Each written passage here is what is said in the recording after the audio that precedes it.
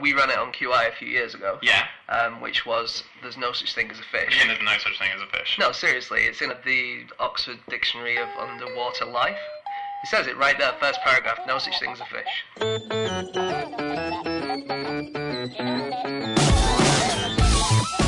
Hello and welcome to another episode of No Such Thing as a Fish, a weekly podcast coming to you from the QI offices in Covent Garden. My name is Dan Schreiber. I am sitting at a table with Anne Miller, James Harkin, and Andy Murray. And once again, we've gathered around with our favorite facts from the last 7 days. And in no particular order, here they are. Okay, fact number one, and that's you, James.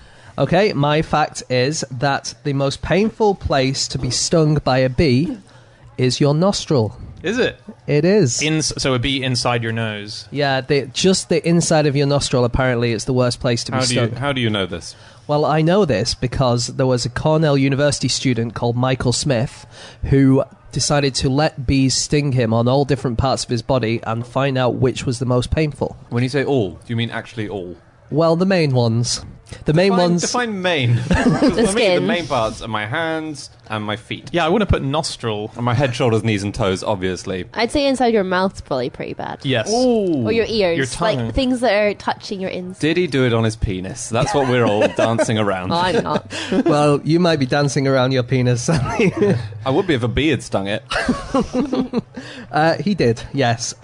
He did it on a number of different parts of his body, and he gave them marks out of 10 for how painful they were, and the nostril was 9.0, the upper lip was 8.7, and the penis was the third worst place to be stung, and it was 7.3 out of 10. Wow. He had one bee, which he would hold beside his body in order to make it sting him. And Poor bee. Just put back in the box afterwards. Oh, thank God that's over. Then half an hour later, oh, here we go. Is it true that bees don't die after stinging you? Mammals have tougher skin. So if they sting a mammal, there's a higher chance of the sting being left behind and then the bee not surviving. However, if they sting other insects, which is what they normally sting, then they're fine and they can sting them repeatedly. Do you know what a bee does if it can't sting you, if you're too small to be stung? if you're too small to be stung... I know you wrestles not you. a human, like an insect. Oh, like Someone an insect. invading their nest. Yes, yeah. I know, what does it do? They bite. Do they? And their bites have a chemical in that basically paralyzes their prey so they can turf them out of their hives. And it might be able to be used in human medicine for anesthetics. Actually, the theme tune to our podcast, Wasps by Emperor Yes, the song is all about how bees survive a wasp attack when they come into their nest, which is that they heat it up by vibrating inside. And they can sustain within their own body a certain amount of heat, which is higher than a wasp heat. So they literally cook the wasp inside the hive. That's awesome. We also should mention the least painful places, just in case Oh, okay. a supervillain says, Sole I'm of going your to make shoe? this bee sting you choose. Well, sole of your shoe would be, would be amazing. I'll go for that. But on the body, the skull, tip of the middle toe, apparently, and upper arm, they're all very low rated, 2.3. I read about this horrible thing in New Zealand where they're selling bee venom face masks. So the idea is that it works like a natural Botox, and it so they need about 20 hives to harvest 1 gram of this venom, and they claim it makes your skin feel firmer, it makes it feel like you've had a facelift, but dermatologists say there's no benefits, and actually it can cause you quite severe medical problems. Bees can fly higher than Mount Everest. We did the thing about landing a helicopter on Mount Everest, which is we did, incredibly difficult and dangerous because the air is so thin up there that even with the speed a helicopter's rotor blades go at, it's almost impossible to do. But someone has done it. Someone has done it, yeah. Yeah. But it wasn't a bee, just to clarify. Well, Edmund Hillary, he was a beekeeper. Oh, yeah, and yeah. actually it was his beekeeping job that funded his trip to get to Mount really? Everest. Yeah, so Yeah, he put it on his passport when they asked what his job was. He said he was a beekeeper. Oh, that's awesome. Yeah. Other famous beekeepers, Sherlock Holmes. yes, he retired to become a beekeeper. He retires and doesn't becomes he? a beekeeper. Yeah. Yep. Aristotle as well was a beekeeper. And he made this really odd claim that they survived for 7 years, when in fact they survived for 7 weeks. So either he thought, well, they're still here, and just didn't recognize that he had newborn bees. Or he was a dog. Oh my god, yeah. Wow. Aristotle. We've just blown this thing wide open. Yeah. I saw another thing in the news a few weeks ago that Norfolk police are warning people to beware of bee rustlers. They've been turning up in the night and stealing hives full of thousands of bees. Oh, really? Sounds quite a high-risk theft. Yeah. to Wow. operate. Germany has fantastic bee laws, and roughly broken down, they're this. If bees break away from a hive, they are only still your bees if you're in pursuit.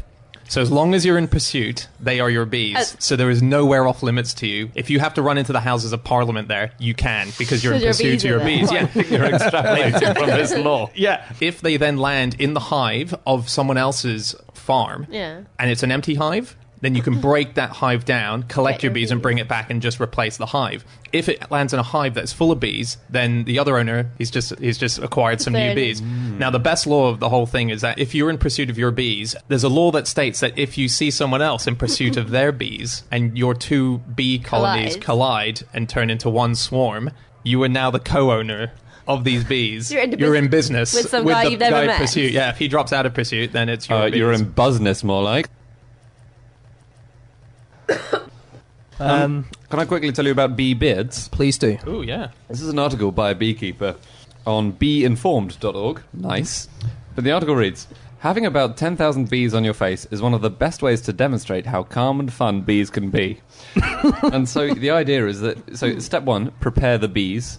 Step 2, prepare the person. Step 3, add bees. Step 4, remove bees. It goes into more detail on how you do all of these things. So basically you attach them to your chin. And you have to put Vaseline on your eyes, and you have to put cotton in your ears and How up do your you nose. attach them to your chin? Is it like on each hair on your chin or something? You put a queen bee just below your chin, and the bees swarm to her. How do you get her?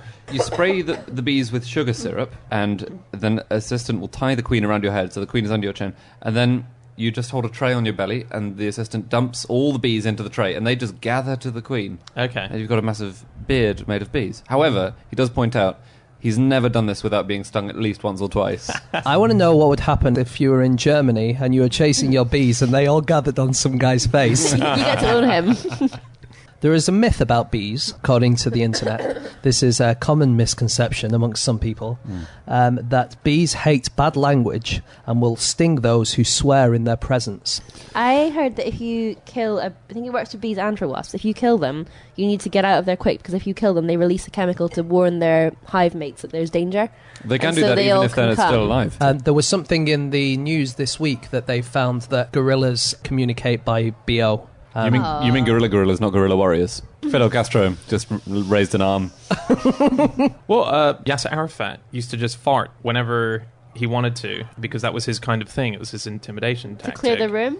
It was just his thing. He got so much. He just got so much joy out Can of we it. have the room to ourselves, please? You just make your presence felt. Lovely. I was reading that urban bees, they've completely evolved. So there was a study done in Toronto that showed that 3 out of 8 alfalfa leafcutter bees have nests that are made up of shredded plastic bags. Apparently they use us as sort of salt licks, like us humans. Lots of insects drink animals' tears to Yeah. get... We did on QI a few years ago that there was a company developing bee bomb detectors. Oh, yeah. You train I bees can to sense stick out their tongue at the smell of explosives and things like that. Wow. You know how you use smoke to pacify bees? Do you know how that works? No. It doesn't make them drowsy, as you might think in the normal way. They think they're in trouble, and so they eat up all of the honey. And because they eat up so much, they're so full, they can't really do anything, and they're just waddling around, and they're not attacking people. I think that's how the smoke stuff works. That's great. It's good, that, isn't it? I really hoped it would be by getting them addicted to the smoke.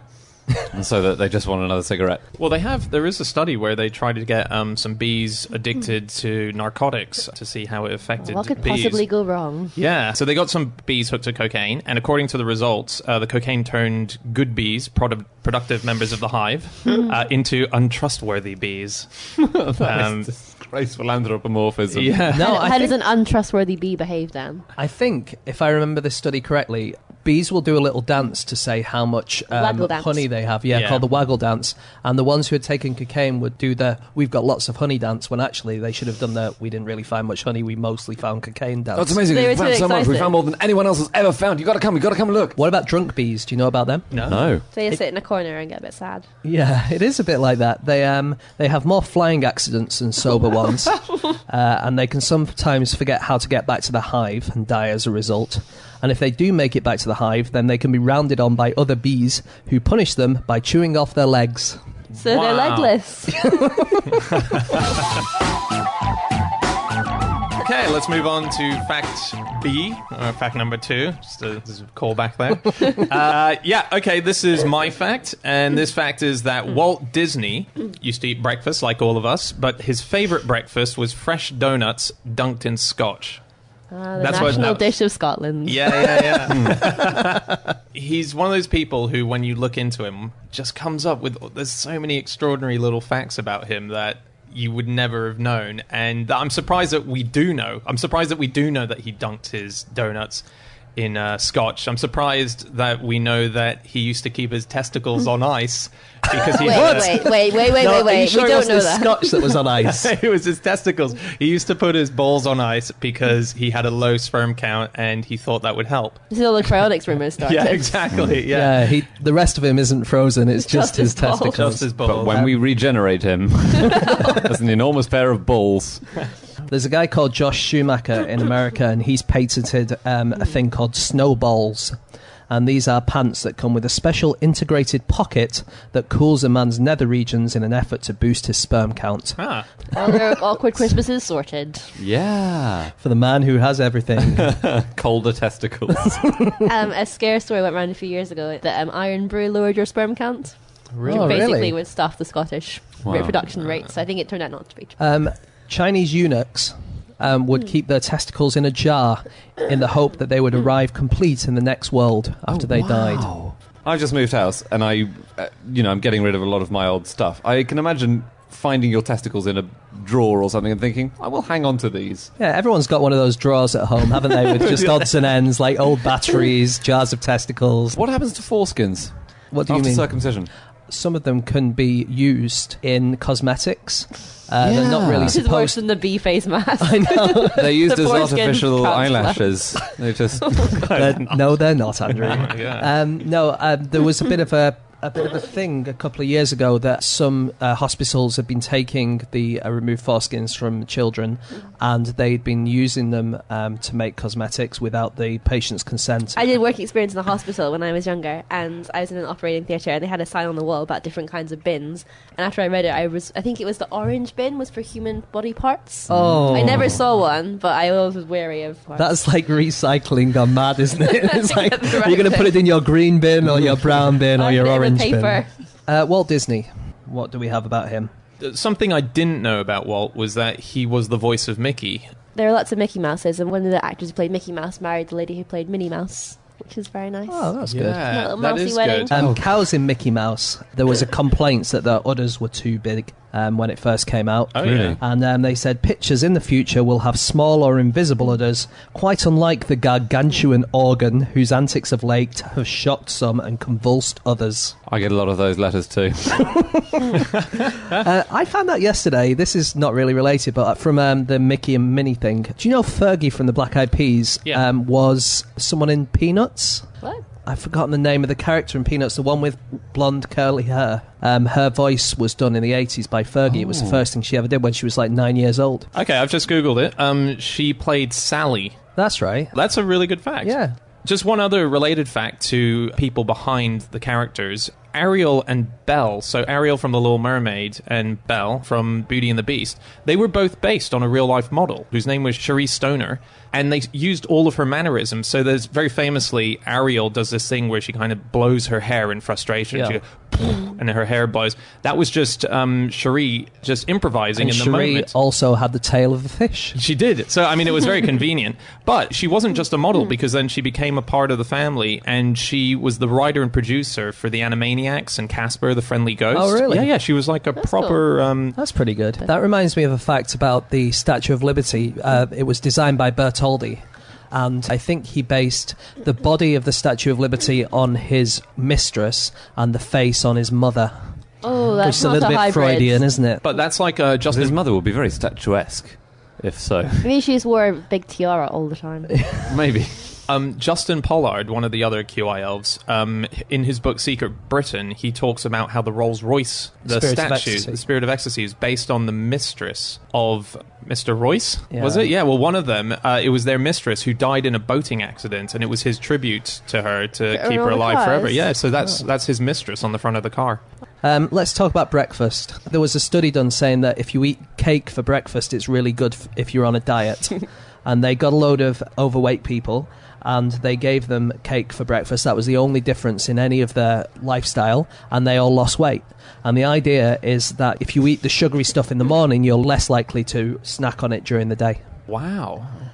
So a bowl of Special K and a bowl of Frosties have only a 1 calorie difference, and it's the Special K that are more calorific. Whoa. So you're better off eating Frosties.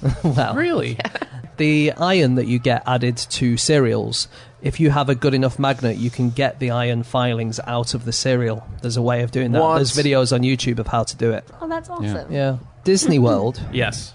is the second largest purchaser of explosives in the US. Now, is this Really? for their fireworks, or are they taking it to Exactly. terrorism? No, it's fireworks. But after the military is number one. Or they're planning something really big. Actually, that reminds me of a fact that I almost used for the podcast this week. I read it on a website called collectorsweekly.com, and they said that before they had fireworks, what they would do is they would get 2 anvils, turn one of them upside down, put it on top of the other one, put explosives in between them, set fire to the explosives so that the anvil would fly into the sky. What could possibly go wrong? I know, and it caused all sorts of problems, people getting injured and what have you. But So that's, hang on, that's amazing. is the cartoon trope of someone being killed by a massive anvil falling on them something that was a real Terrible. risk? Yeah. The weather's going to be heavy anvils today Stay with indoors. scattered hammers. Okay, it is time now to move on to fact number 3, and that is you, Anne. Yes, my fact is that the French used to call arsenic poudre de succession, or inheritance powder, because it was used in so many murders. That was obviously not sort of on the tin. Yeah, and the pharmacy, I would say, inheritance powder. No, it was actually, arsenic was used quite a lot at this point because it was used to kill rats, and they actually also use arsenic to colour their wallpaper green. So there are quite a lot of cases where people would go have this sort of symptoms, and when they went to the seaside, it would clear up because they were away from their wallpaper, and this sort of lingering arsenicness was there. Wasn't Napoleon supposedly poisoned by... I mean, that was the myth, wasn't it? Yeah, That- there's a myth. People are pretty sure these days that he died of stomach cancer, Yeah. not of wallpaper. It's weird to fill in on the official form. Cause of death, wallpaper. wallpaper. That was almost... Anvil, wallpaper.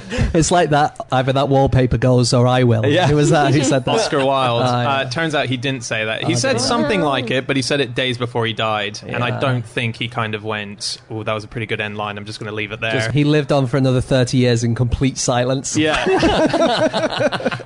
But this arsenic fact, so I got it from Lucy Worsley's book about murders, which is really interesting. It's all about how the British came to be sort of obsessed about reading about murders. The arsenic itself, it was problematic because it doesn't have a smell, and the symptoms are very similar to cholera, and you couldn't trace it at all until some chemists developed the Marsh test, which is how you could separate arsenic and prove someone had it. Before that, there was no way of proving that you had taken arsenic. So it was. Is it not supposed to smell of garlic when you heat it up or something? Yes, I read that as well. When you heat it, it's... I don't know if that's true. Maybe they weren't cooking it.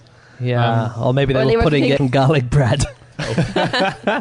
One of the best tests for the presence of arsenic was developed by Samuel Hahnemann, who is the guy who invented homeopathy. So that was one of his more successful... Could his test detect like 1 part in 10 billion? Well, apparently, you do need a small amount, though, to live. They've tested... Arsenic, yeah, you have it in your body. Yeah, so they've tested on chickens and rats. They've given them a diet, normal diet, but only without arsenic, and they grow up stunted. So they don't know whether it's essential for humans, because I don't think they've done that kind of experiment, but... Well, isn't it in lipstick as well? In some Can be. things, Yeah, yeah. there's some traces in of the it. I know that USA, there I is. think. I think it's not allowed in any British cosmetics. In the US, you're allowed up to 3 parts per million of arsenic in lipstick. Wow. So, yeah, There's but- like really grim stuff about food, isn't there? Right? You're allowed like 1 hair per however many grams and 1 dead fly. It's one rodent hair per jar and Yeah. up to 3 maggots. Wow. 1 testicle. one testicle, as long as it's Walt Disney's. In your frozen peas. But they used to think it was good for us, didn't they? Because it was prescribed for a lot of medication. Yeah. Diabetes, tuberculosis, malaria. Here, try this rheumatism. arsenic. Yeah. Pretty much everything. It was a pick-me-up. The cure-all. Was it? Yeah, there was a medicine called Dr. Fowler's Solution, which was used to treat fevers. And it's just a solution of potassium arsenite watered down with lavender water. And you would take a few drops with a glass of wine. Charles Dickens had it.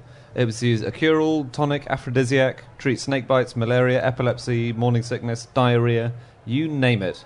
There was also Dr. Rose's arsenic complexion wafers. Lovely. They were advertised as being simply magical for the complexion. I've got another fact from Lucy Worsley's book, which I really love, which is Madame Tussauds Chamber of Horrors, which they originally just called the Other Chamber, was sort of full with models of murderers, and you can go and look at them. And during the First World War, trainee soldiers used to be set an initiation test to go and hide in the chamber and spend the whole night there. And it became such a pest that Madame Tussauds had to officially ask the War Office to stop them doing this. Oh, wow. They're sneaking in. I have a fact that you'll like, Anne, about arsenic, and that is that hedgehogs are immune to arsenic poisoning. Go hedgehogs. Are they? Yeah. I like a good hedgehog fact. You can build up a resistance to arsenic if you try your hardest, which is good news. Yeah, there were some peasants in the Styrian Alps several centuries ago who ate massive chunks of arsenic twice a week, and they claimed it improved the complexion. So not far off the complexion really? wafers.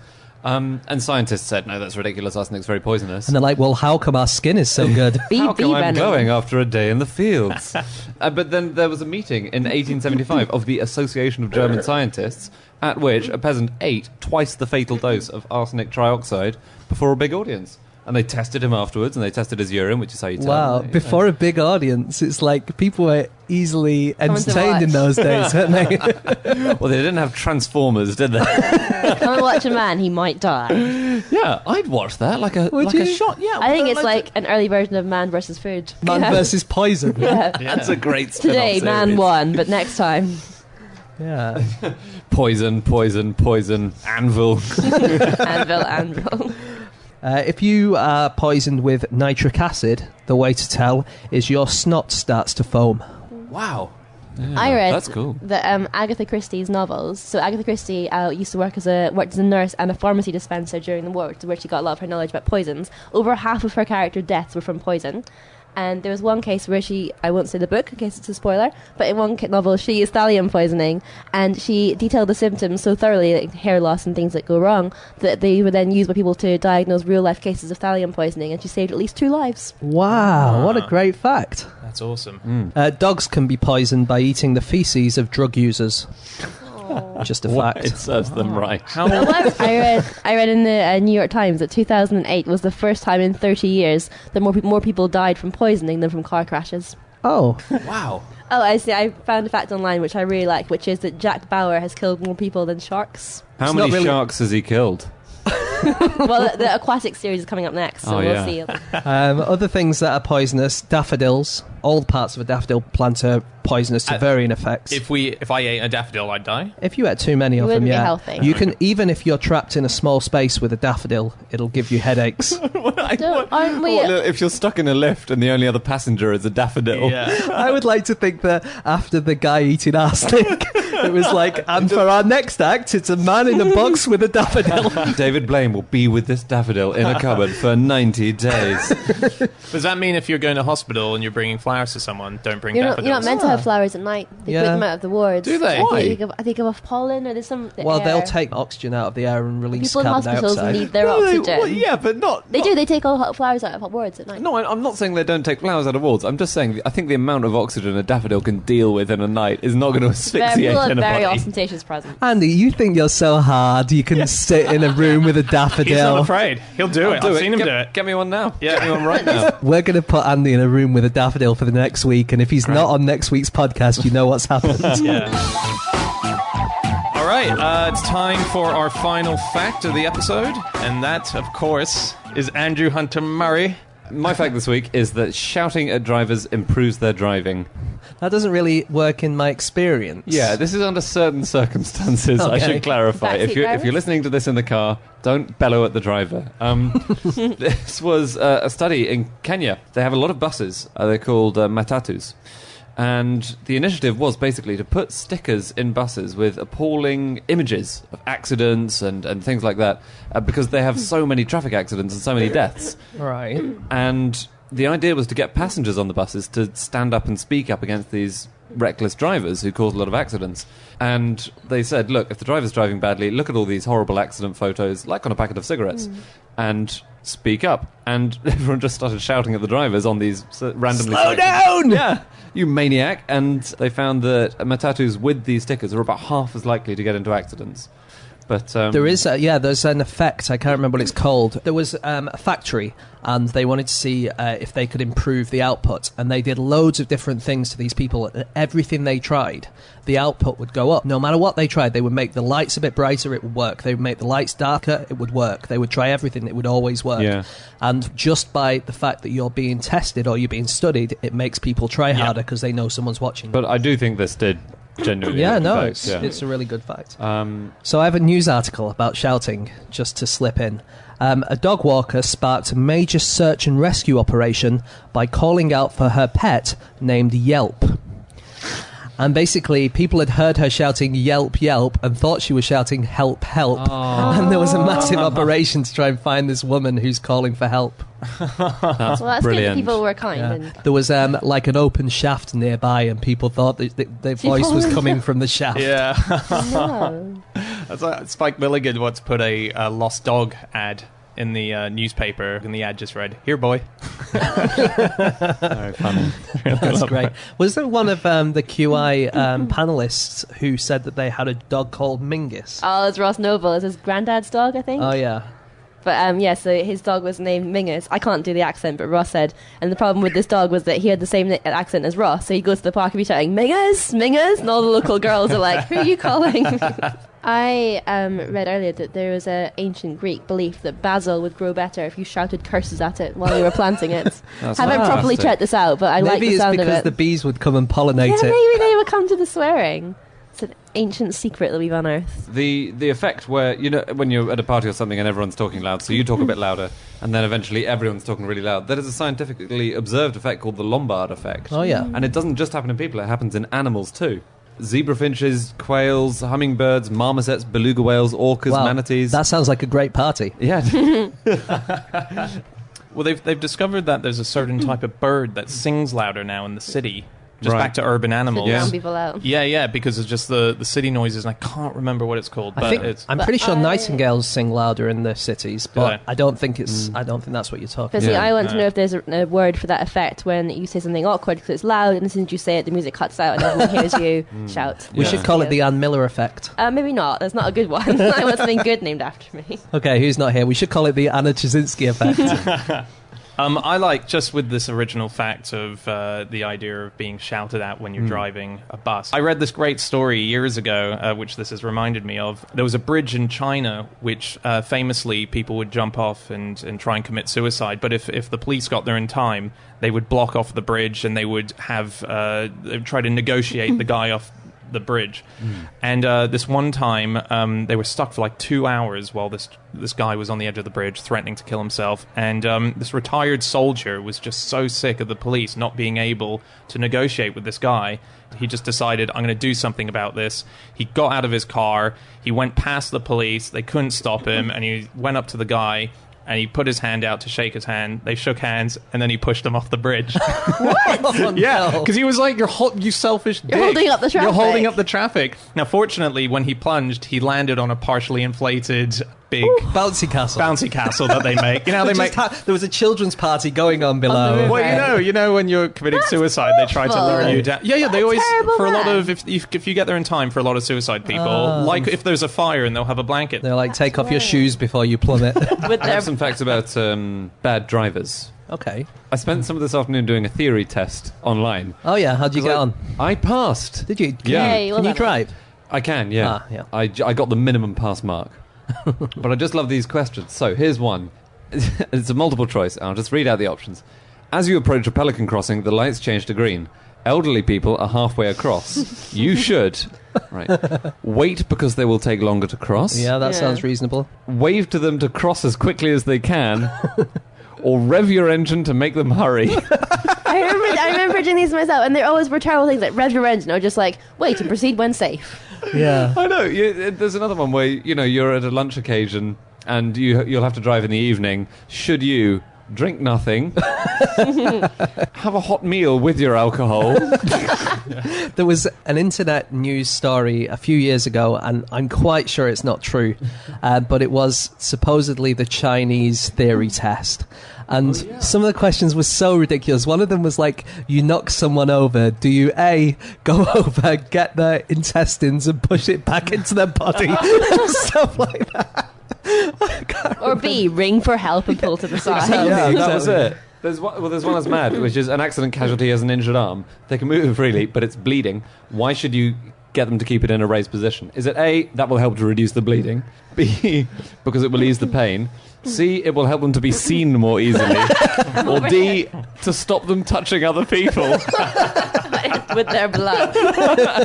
That's a real British infect theory other test people. question. Here's a thing about driving. You can drive fast enough for speed cameras not to get you.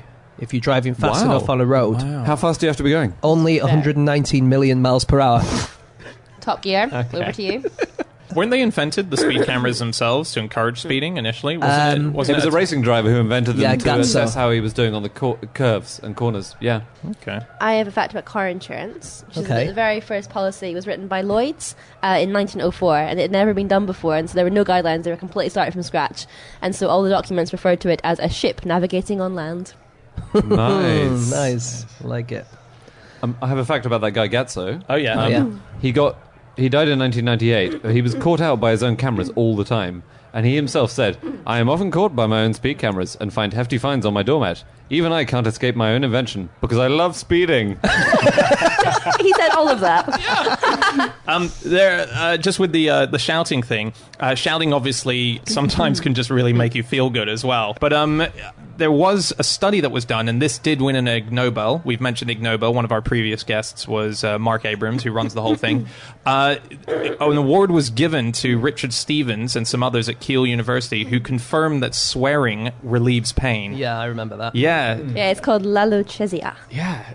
6% of drivers will deliberately swerve to kill animals they see on the road. 6%. Well, that's pretty low. That's not as- 94% will swerve to save them. Yeah, exactly. Yeah, That's, and the way that they worked that out is there was a study done, and they got like plastic animals, like a little plastic snake or a plastic scorpion or something, and they would put it on the side of the road where people weren't driving, and they would count how many of them swerved. Oh, you didn't say it was a snake or a scorpion. I thought you were imagining an Bunny. elk or a puppy or a... It's about with my hedgehog facts. I remember reading about a man, and he would drive around, and if he found roadkill hedgehogs, he would take them, make a clay cast of them, then put them back on the road as a permanent marker, so people would notice how many deaths there'd been on the road. Wow. There's someone I like else who that. drives around cooking roadkill and eating it. So maybe they're partners. He's tried loads of stuff. Yeah, he keeps eating this concrete. Harder than teeth. I wonder, just thinking about that, someone putting a plastic snake on the side of the road, I wonder how many times a day, just even the four of us, are being secretly tested by scientists. Yeah. Like, there's just so many of these Well, what experiments about that going Facebook around. thing the other day? Oh, What was that that? was strange. See, when you log onto Facebook, you don't see everything. You see a selection that Facebook chooses to show you. And they started skewing it, so you'd see like sort of pessimistic updates from your more emo friends, and then they'd watch you to see if you then posted a more sad update, if they could affect your mood by what they showed you. Wow. It's a fairly uncontroversial finding, I think, that if you see a load of miserable statuses, you'll feel a bit glum. Yeah, but Unless you it's- hate all your friends, which I do. So, You've got the Schadenfreude. Schadenfreude. yeah, I was delighted. I posted a lot of cheery statuses. Great to see Neville's lost his job. At Neville. It is controversial though because they're experimenting on people who haven't given their permission, and that's a big I'm not saying it's no-no. not. in the I'm not saying it's not. Yeah, but presumably Rude. snakes on a road isn't... Well, the rubber snake can't give informed consent for two reasons. For many, many reasons. Oh, sorry, the driver. Okay, we should wrap up. Has anyone got any last I minute have facts? one they wanna throw last in? one, Yeah, which go is for actually it. from our first fact book, 1227 QI Facts, which is that Schimpfloss is a German 24-hour hotline which allows customers to release pent-up aggression by swearing at the telephone operators. So if you're feeling stressed, give them a call. That's what they're Do you there have for. the number by any chance? I don't, but hopefully we can put it on our website and we Yeah, can send we'll put it you on that our way. website. 1-800. Okay, that's it. That's all of our facts. Thanks, everyone, for listening to this episode of No Such Thing as a Fish. And if you want to talk to any of us about the things that we said on this episode, you can reach us all on our Twitter handles. I'm on @Schreiberland, James At Eggshaped. Anne @Miller_Ann. Andy. @AndrewHunterM. I will be back again next week, and we'll see you then. Goodbye. Hi, everybody. We recorded that podcast actually a couple of days ago, and since then Andy and Dan have gone to the Edinburgh Festival. So if you find yourself in the Edinburgh area, you might want to go and watch their shows. They have 2 each. Andy is doing 2 improv shows. One is called Ostentatious and the other is called Folie à Deux. And Dan is doing his first 1-hour comedy show called Cockblocked from Outer Space, and he will also be producing Museum of Curiosity, which is the QI radio show, and they'll be doing a live show in Edinburgh as well. So if you're a fan of their voices, why not go along?